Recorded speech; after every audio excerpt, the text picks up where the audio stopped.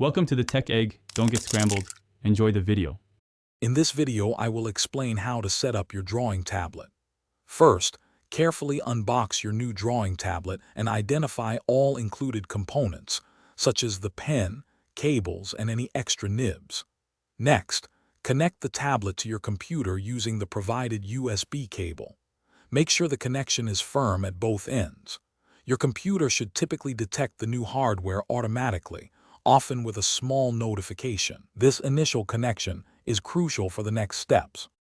Once connected, the most vital step is installing the correct drivers.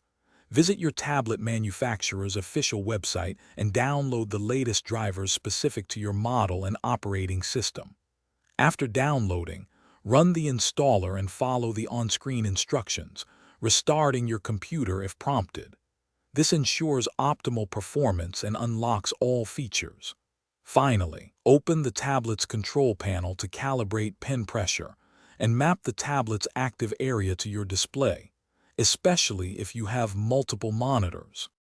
Now it's time to personalize your tablet for maximum efficiency. Access the tablet's settings panel to customize the express keys located on the tablet itself. You can assign frequently used shortcuts, like undo or zoom, to these buttons. Similarly, configure the buttons on your pen to perform specific actions, such as right-click or pan. Experiment with pen tilt sensitivity and tracking speed to find what feels most natural for your drawing style, ensuring a smooth creative workflow. With everything set up, open your favorite drawing software, like Photoshop or Clip Studio Paint, and test your tablet's functionality. Draw some lines, vary the pressure, and try out your custom shortcuts to ensure everything works as expected. Remember to regularly check for and install driver updates from the manufacturer to maintain peak performance and compatibility.